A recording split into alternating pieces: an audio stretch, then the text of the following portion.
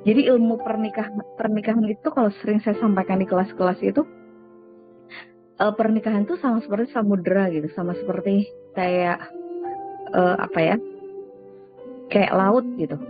Kalau kita hanya lihat dari Google, misal kita lihat di Google nih, ada orang diving, terus lautnya kayak indah banget, terumbu karangnya kayak indah banget. Terus kita bilang, Masya Allah indah banget ya gitu. Terus kita langsung nyemplung ke laut tanpa punya keahlian renang, tanpa pakai alat diving, insya Allah kita akan mati konyol. Nah begitupun perjalanan pernikahan. Kadang kita merasa ngelihat orang tuh kayak, aduh dia pernikahannya ini ya gitu, kayak anteng, enak, couple goals banget misal. Terus kita langsung berpikir bahwa yaudah yang penting menikah gitu, yang penting sah. Tapi kita tidak punya ilmu untuk memahami bahwa oh laki-laki dan perempuan tuh nggak sama gitu. Dan oh ternyata kondisinya berbeda. Oh ternyata suami saya dibesarkan dengan cara begini. Sesuatu yang prosesnya tuh panjang gitu. Begitu kita tahu secara utuh, maka kita akan bisa bertumbuh lewat konflik-konflik yang ada. Konflik itu apa? Menurut Anda konflik itu apa? Ngomong salah, diem juga salah. Nah iya, memang kondisi-kondisi kalau lagi marah, itu ngomong salah, diem juga salah, Bud. Makanya memang perlu kita ngerti gimana sih cara memanage konflik, kapan sih waktunya ngomong dengan cara seperti apa sih yang tepat. Sehingga yang terjadi adalah menyampaikannya bukan berujung, malah berujung berantem atau berujung semakin parah kondisinya. Tapi ketika menyampaikan justru akan menjadi solusi untuk perbaikan. Itu ada ilmunya kawan-kawan.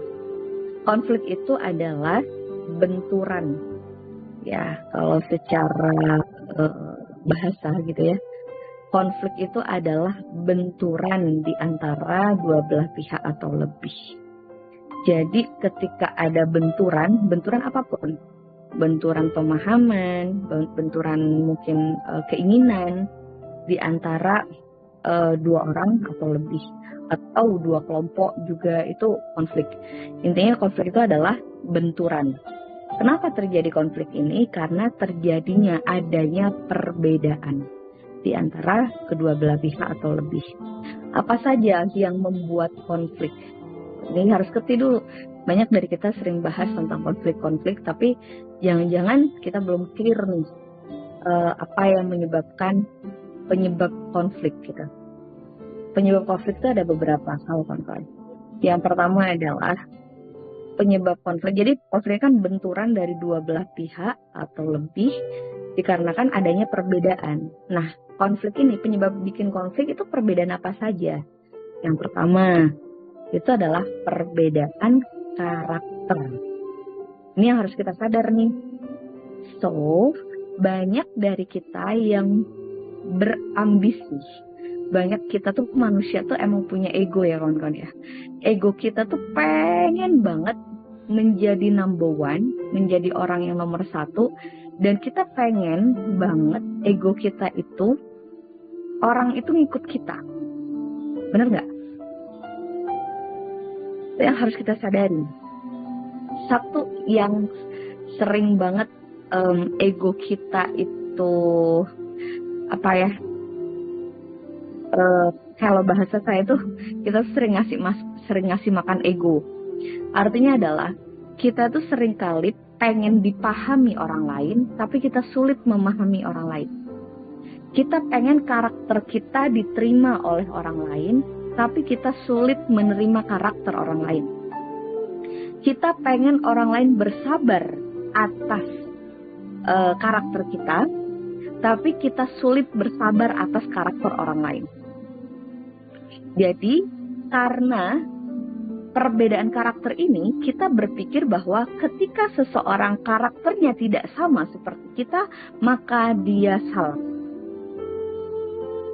Ini nih yang banyak banget terjadi gitu ya.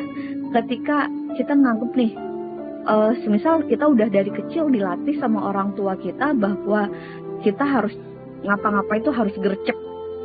Begitu ternyata Allah pasangkan kita, menyeimbangkan gitu ya, pasangan itu sebenarnya seseorang yang Allah hadirkan biasanya bertolak belakang karakternya sama kita. Itu biasanya kayak gitu. Bener nggak, Bun? Coba deh Anda sadar-sadarin dulu. Biasanya Allah itu memasangkan kita dengan orang yang karakternya justru berkebalikan banget dengan kita. Bener banget. Kenapa? Karena namanya pasangan.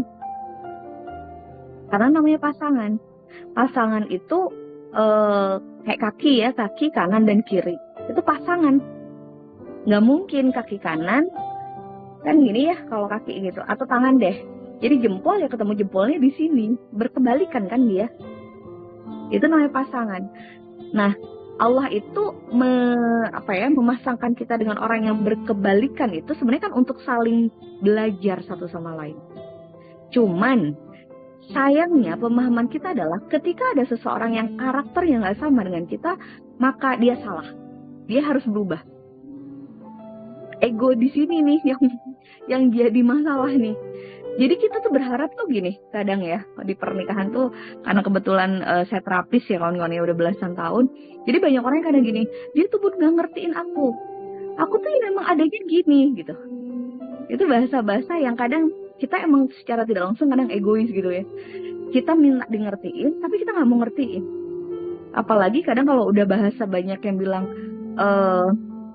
saya tuh orang yang punya luka batin. Lalu saya biasanya jawab juga, emang dipikir suami bunda nggak punya luka batin gitu. Ya pasti juga beliau juga punya luka batin.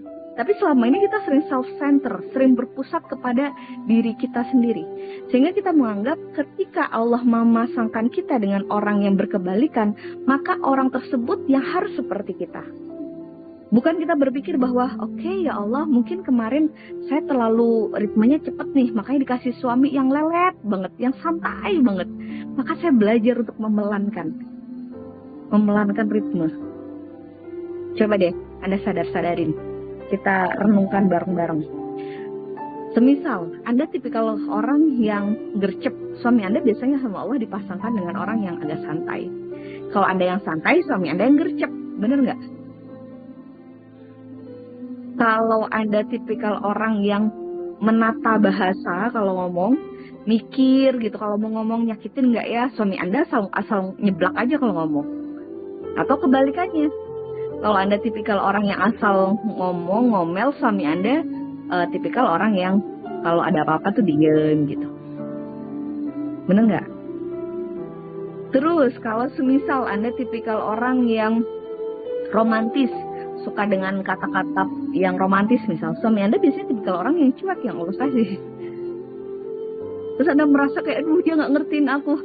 Ya beliau akan romantis dengan versinya sendiri. Emang dipikir romantis itu hanya versi kita, Bun? Gitu. Menurut suami coba Anda tanyain, romantis menurut Mas itu apa sih gitu. Itu nanti beliau akan bilang, romantis menurut aku ya ketika aku bawain tas kamu, itu bisa jadi romantis menurut beliau. Gitu. Jadi menurut kita kadang romantisnya apa, menurut pasangan enggak gitu. Kalau kita semisal orangnya serius, ternyata suami bercandaan sukanya. Coba perhatikan, bener gak sih gitu. Dan itu sebenarnya Allah sedang minta kita tuh untuk tidak terlalu ekstrim di satu sisi gitu. Jadi akhirnya ketika justru kita memaknai perbedaan itu sebagai sarana bertumbuh dan belajar, kita akan ngeblend tuh.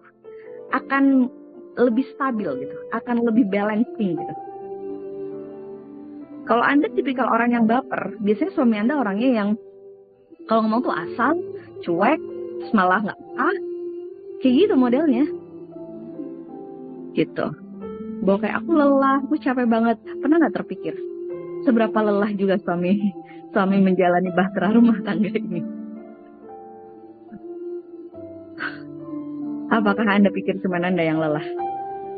Beliau pun mungkin sama dengan kondisi-kondisi yang nggak merasa dihakimin terus-menerus, dikit-dikit salah, dikit-dikit diomelin atau merasa dicuekin juga sama. Bisa jadi beliau pun lelah dan ya sudah gimana kayak gitu.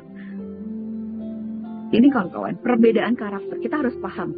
Jangankan seseorang yang Allah hadirkan udah ketemu gede, bener nggak? Udah ketemu gede ya, pasangan suami itu kan ketemu gede.